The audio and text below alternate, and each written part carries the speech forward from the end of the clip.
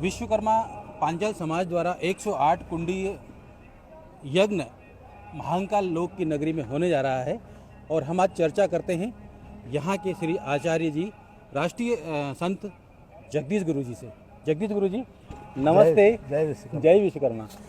थोड़ा बताइए जगदीश जी। ये हमारे उज्जैन महाकाल बाबा की नगरी में 108 कुंडी विराट विश्वकर्मा माँ मृत्युंजय माँ त्रिपुरा सुंदरी यज्ञ 18 जून से 23 जून तक होने जा रहा है। अच्छा। जिसका संपूर्ण यज्ञशाला निर्माण चल रहा है। अच्छा। 25 मई को ध्वज स्थापना हो चुकी है भगवान विश्वकर्मा की जी। यज्ञशाला में हमारा लक्ष्य था कि 108 कुंड के यजमान तय हो। भगवान विश्वकर्मा की कृपा से हमारे पास अभी 152 यज्ञ कुंड के यजमान तय हो चुके हैं। अच्छा। इतना आसान नहीं यज्ञ करना और यज्ञ के लिए धन इकट्ठा करना, लेकिन ईश्वर कहाँ से देता है और ईश्वर किसको योग बनाता है ये हमारे गुरु जी सुनते हैं। ये मैंने भगवान विश्वकर्मा की कृपा से 2016 में भगवान विश्वकर्मा आचार्य के नाम से संत का चोला पहना था। अच्छा। उज्जैन सिंहस्थ में योग बना था।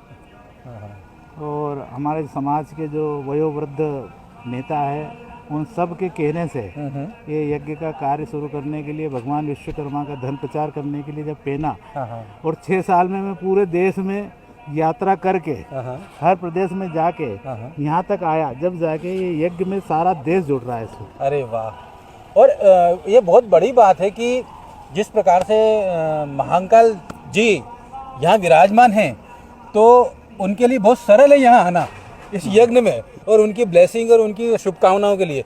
और यहाँ पर सभी देवी देवताओं 34 करोड़ 84 करोड़ देवी देवताएं हमारे यहाँ विराजमान हैं और सिंहस्थ की नगरी है और इस सिंहस्थ की नगरी में सभी लोग पुण्य लाभ लेंगे। गुरु जी और विस्तृत से थोड़ा बताइए। इस यज्ञ में बाबा महाकाल की नगरी में यज्ञ हो रहा है। बाबा महाकाल की नगरी का ऐसा हमारे शास्त्रों में वर्णन है कि चारों धाम से एक तिल बढ़ के पुण्य अगर कहीं ज़्यादा मिलता है तो बाबा महाकाल की नगरी में बाबा महाकाल के दर्शन करने से प्राप्त होता है। जिस प्रकार आदमी चारों धाम की यात्रा करे तो सर्वप्रथम उसे यात्रा बाबा महाकाल की नगरी से ही करना पड़ती है और अंत भी बाबा महाकाल की नगरी में करे तो ही उसे चारों धाम की यात्रा का पुण्य फल प्राप्त होता है। उज्जैन की ऐसी महिमा है। 8 कुंडी यज्ञ हो रहा है। इसका जो मैंने मैप प्लान देखा है बड़े विधि विधान से हो रहा है और इसकी अलग अलग चतुर्भुज त्रिकोण इस प्रकार की जो आपने किए हैं उसके बारे में थोड़ा विस्तृत बताइए सर। इसमें क्या है कि भगवान विश्वकर्मा के 5 ब्रह्म ऋषि पुत्र हुए जी। ब्रह्म ऋषि मनु, ब्रह्म ऋषि मय, ब्रह्म ऋषि त्वष्टा, ब्रह्म ऋषि शिल्पी और ब्रह्म ऋषि देवज्ञ। ये 5 पुत्र भगवान विश्वकर्मा के पंचवेद विद्वान थे और उसी अनुसार भगवान विश्वकर्मा के 5 पुत्रों के यज्ञ कुंड यहाँ पे निर्माण होने जा रहा है जी। अब किसी ऋषि का जो त्रिकोण आता है, किसी का चतुर्कोण आता है, किसी का षष्ठ कोण आता है, अष्टकोण का भी इसमें यज्ञ है और वृत्ताकार गोल भी है जी। तो इसमें सबसे महत्वपूर्ण गोल वाला है या सभी महत्वपूर्ण है? ये 5 जो कुंड है हमारे ये 5 ही महत्वपूर्ण है क्योंकि जो सृष्टि रचिता विश्वकर्मा ने जो 5 तत्व का निर्माण किया, पृथ्वी आकाश जल अग्नि वायु जी, और 5 तत्व से सृष्टि चलती है और 5 तत्व से ही सृष्टि का कल्याण होता है जी। 5 तत्व में अगर कोई किसी प्रकार का बदलाव आए तो नाना प्रकार की समस्या उत्पन्न होने लगती है। अरे अच्छा। इसलिए इसमें ये नहीं कह सकता मैं कि कौन सा कुंड प्रमुख है। अच्छा। जिस प्रकार इस संसार को चलाने के लिए 5 तत्व प्रमुख है इसीलिए 5 ऋषियों के 5 कुंड ही प्रमुख है। अच्छा अच्छा अच्छा ठीक है। और इनका समय क्या है यज्ञ का? यज्ञ सुबह 8 बजे से चालू होगा, दिन में 12 बजे तक चलेगा और 18 से 23 तक। 18 से 23 तक। फिर 12 बजे बाद हमारा भोजन भंडारा चलेगा। 2 बजे से जो हमारे देश के सारे साधु संत आ रहे हैं, अच्छा, उनके प्रवचन, कथा, ध्यान, योग, मेडिटेशन, विश्वकर्मा का वैदिक शास्त्र, अच्छा, भगवान विश्वकर्मा के पुराण पे प्रवचन और उपनिषदों में जहाँ जहाँ विश्वकर्मा का ज्ञान है, अच्छा, उन सबका व्याख्यान हम समाज को देंगे। यानी कि ये यज्ञ ही नहीं है, ये पूरा संस्कार है जीवन का और जीवन का निचोड़ है।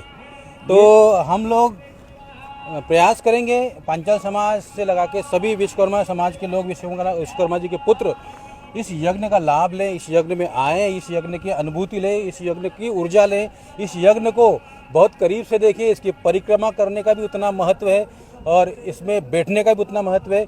जिसने 1 रुपया दिया है वो भी महत्वपूर्ण है, जिसने लाखों रुपए दिए वो भी महत्वपूर्ण है, यहाँ जिसने नहीं दिया और अपनी सेवाएं दी वो भी महत्वपूर्ण है। तो ये यज्ञ नहीं है, जीवन का एक यज्ञ है। और आज हमारे साथ है संत, राष्ट्रीय संत जगदीश गुरु जी, जिनके लिए लोग तन मन धन से जुड़े हुए हैं और जिनके लिए विनम्र भाव से, अनुग्रह भाव से आज हमारे साथ खड़े हैं। और थोड़ी सी और विस्तृत चर्चा आज ध्वज के बारे में थोड़ा बताइए गुरु जी। जी, ध्वज का जो विधान है थोड़ा इसके बारे में आप विस्तृत रूप में बताएं। देखिए, इसमें भगवान विश्वकर्मा के ध्वज में 5 तरह के रंग होते हैं जी, और ये 5 पंच देवताओं से प्रेरित हो गए जी। जिस प्रकार सामवेद में एक श्लोक आता है, त्वाम इंद्रा अग्नि बुर्सी तम गुम सूर्य मरीचय विश्वकर्मा विश्वदेवो महादेवो महाशि। तो सामवेद में ये कहा कि हे विश्वकर्मा भगवान, आप ही अग्नि हो शिव के समान, इस संसार को चलाने वाले इंद्र आप ही हो, और सूर्य का जो प्रकाश है जितना वो आप ही हो, विष्णु भी आप हो।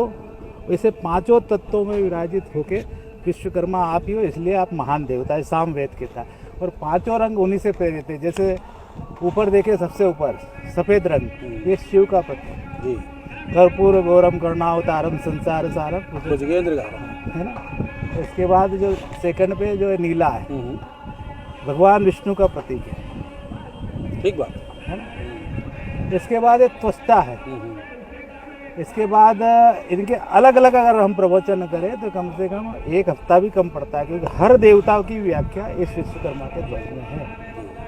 इसीलिए ध्वजारोहण सबसे पहले किया जाता है कि ये हमारा उद्देश्य है और हम लोग ये करने जा रहे हैं। और प्रभु हमें शक्ति दे, संकल्प की शक्ति दे और हम लोग इसमें सफल हो। और सबसे बड़ी बात तो है कि गुप्त नवरात्रि में हो रहा है और गुप्त नवरात्रि का अपना एक महत्व है। तो आना ना भूलिए इस यज्ञ में और इसका लाभ लीजिए। धन्यवाद। जय विश्वकर्मा।